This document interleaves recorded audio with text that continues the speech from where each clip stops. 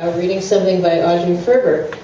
And Audrey wants me to tell you some things, and then I want to tell you some things about her. She wants me to tell you that this piece is part of a chapter from a novel in progress. It takes place in San Francisco. Donna, the heroine, is 58. Her husband's name is Gabe, and she has a grown daughter named Zoe. I want to tell you that if you need a writing teacher, if you need someone to help you find a wedding dress, if you need a roast chicken recipe, or a million other things, fashion advice for any occasion at any moment, or a tattoo sleeve that makes you look like you've had your whole arm tattooed, Audrey Ferber is the person to see. And I am so proud and honored to be reading her wonderful piece. So this is Audrey Ferber.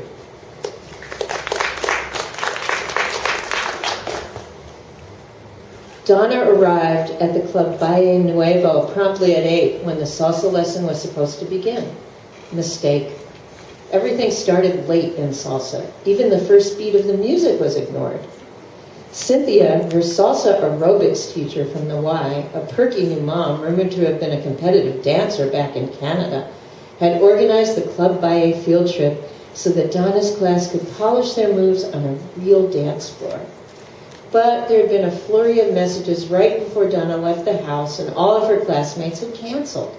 The beautiful Colombian woman with no rhythm forgot about a birthday party. Victoria and Evelyn, Asian women in their 60s, didn't go out in the rain. And another woman's husband was just back from a business trip. Donna was grateful that her husband, Gabe, rarely interrupted her plans. She bought a mineral water at the bar and hugged the perimeter of the large, empty dance floor, feigning interest in posters advertising dance events that had already occurred. Her hair gel released a pleasing herbal vapor. She lost 25 pounds recently and celebrated with a short sculpted haircut that emphasized her cheekbones and revealed her neck. It was a brave cut, the kind she admired on other women, and made her look only a little like Julius Caesar. Eventually, 15 men and 12 women gathered in the center of the big room. Cynthia rushed in at the last moment in 4-inch black pumps and a low-cut shirt. Donna had only seen her in dance sneakers and workout clothes before. Steve, the club's salsa teacher, short and thin with a pencil mustache, instructed the men to stand on one side of the room, the women the other. He extended one arm, and Gigi, his even more diminutive partner, twirled to his side. They demonstrated the basic salsa step: forward step together, back step together. Steve held his arms in formal raised position, erecting the perfect frame for Gigi, the dance equivalent of a man building his woman a sturdy house. Forward and back they glided in smooth lockstep, their hips circling horizontally in a subtle but mesmerizing grind. Gigi wore her cascade of black curls swept to one side with a flower-shaped barrette. A short, body-sculpting wrap dress snapped at her thighs. Donna hated her pants. They hung stiff and heavy as tarpaulins, with so much worsted between her thighs, she felt like a baby with a load. In her entire warehouse-sized wardrobe, mainly androgynous pants and clever sweaters, one with 3 sleeves, she found, I bet you have that. She found nothing slinky enough for Latin dance. They practiced the basic salsa step. Easy. Donna had been doing it for months at the Y. Then Steve and Gigi demonstrated a combination, a crossover break, first to the right side, then to the left. Easy again. Donna had been doing that break in the cha-cha since she was a kid. Then they got to turns. Step, step, pivot, half pivot, back, front. Too many directions. Her mind switched off. Of course she wanted to improve, but memorization? Donna wanted to be one with the music, not counting it in her head. Counting had killed knitting for her, and there were hundreds of dollars worth of imported flecked yarn on the floor of Zoe's closet to prove it. If dancing, like knitting or marriage, only looked effortless but really required unending hard work, why was she doing it? Turns are less confusing with a partner, Steve promised. The women stood in the center of the room with the men in a ring around them. Steve started the music and they partnered with whoever was closest to practice the basic step, cross break and turn. Every few minutes he stopped the music and the men moved clockwise to the next woman. Donna danced first with Jack, black hair, full hunky body, the best looking man in the room. She felt as if she'd won a prize. But in seconds, his aquamarine eyes didn't matter. He didn't hear the beats. He messed up every step, shuffled his feet instead of lifting them. Next, Henry, short and serious, held her in a tight grasp. "What business are you in?" Why did he think she was in business? The black pants? Donna's immigrant parents had used the phrase "in business" with hushed respect. By the time she had pondered all that, they were off the music and completely lost. With her next few partners, Donna abandoned all pretense of small talk and concentrated on the moves. The turn that Steve and Gigi made look so simple proved daunting. The drone of counting out loud filled the room. She looked for Cynthia. She needed a quick smile of encouragement from her teacher, but Cynthia twined and untwined in the arms of a graceful Chinese man on the other side of the room. Donna's last partner was well over 6 feet, a brittle blonde with a Scandinavian accent and his own professional dance shoes. The music started, but his lips pursed in a sour nipple. Arms? He refused to move until Donna's forearm rested against his in proper position. He twitched his shoulder to indicate that her hand placement was incorrect there too. When they finally got going, he led with sharp, expert steps and narrow, clicking hips that left little room for error. His sureness braced her, and they cut along the floor, executing turns, crossing over, her feet somehow finding their way back into position for basic. Donna closed her eyes and imagined them dancing in competitions. She'd grown to his height, wore a red dress and curvy high heels.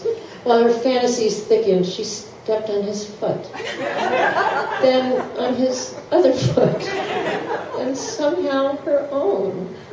He stopped. He spat a word in his language, or maybe just a disgusted sput of air. Steve interrupted the music. "Let's practice our next turn," he said. Next turn? Donna still struggled with the first. Men on one side of the room, women on the other. Gigi will stand in front of the followers, and I'll stand in front of the men. Donna's jaw tightened.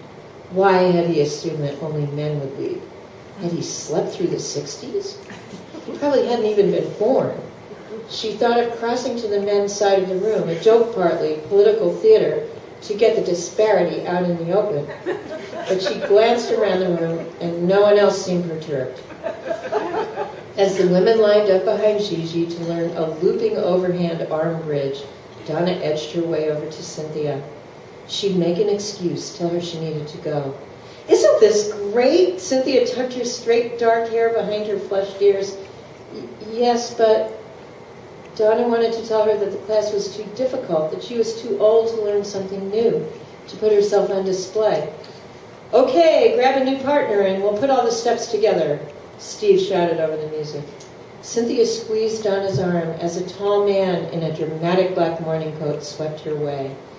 Donna was left to practice the arm bridge with Oscar from Panama, whose head came up to her collarbone. He moved with rounded light steps like a jolly little barrel and kept a good steady pressure on her waist. Then Steve stopped the music to demonstrate an open half break and 3 pivot turns ending in a dip. It looked so impossible, a yelp escaped Donna's mouth. "You bark?" Oscar laughed from his chest. He wore too much cologne and a short-sleeved shirt in a large earth-tone geometric print that hung down to his broad thighs. Stop sniffing him, Donna told herself. She was a married woman dancing as part of her exercise regime, not a babe trolling for sex. Oscar steered Donna to a corner of the dance floor, and they practiced in slow motion, ignoring the music. He talked her through each move until they managed a few nice turns and extended moments of smooth dancing. Donna felt much less like a piece of broken farm machinery being wheeled around a barn than she had with the Swede. For a moment, Donna wished that she was dancing with Gabe. She tried early in their marriage to engage him as an exercise partner. He'd try anything once, skydiving, river rafting, but he didn't like repetition. He saw no need to practice or improve. He danced with her on social occasions, but didn't want to work at it. Gabe wanted supper and sex. Steve switched the music. The new song was twice as fast. Donna's feet got so tangled, Oscar grabbed her by both forearms to keep her upright. Maybe I should just stick to walking. Donna pulled away, drenched in a hot flash of shame. Why? You probably weren't very good at that when you started either, he laughed. Listen, I've been coming here for 3 years. Donna almost fainted at the generosity of his comment. She'd assumed that this was his first time too, and that she was hopelessly slow. Oscar lifted his arms into a frame, and they started again. Maybe she could get better at dancing if she practiced. And if she stopped worrying that it was laughable for her to be drawn to so showy a pursuit. Before Donna knew it, Oscar had engineered them to the center of the floor, where the more advanced couples moved quickly in circular patterns. She had been using the edge of the stage as a marker to remind herself when to begin the second turn, but in the swirling center, all landmarks disappeared. She lost her nerve and faked a dip, leaned back only an inch or two, unable to release into Oscar's arms. Try it again, he said sternly. They did the basic, the break, both turns. Suddenly, some combination of luck and repetition kicked in. Patterns emerged. Her arms and legs remembered. She felt confident enough to invent a sweeping shoulder tilt on the second turn. She twinned Oscar's moves, but they were also part of the pack. The other couples amplified the pleasure, fed them heat and grace. Cynthia whizzed by, shooting sparks. Then Donna released, lowered fully into Oscar's arm.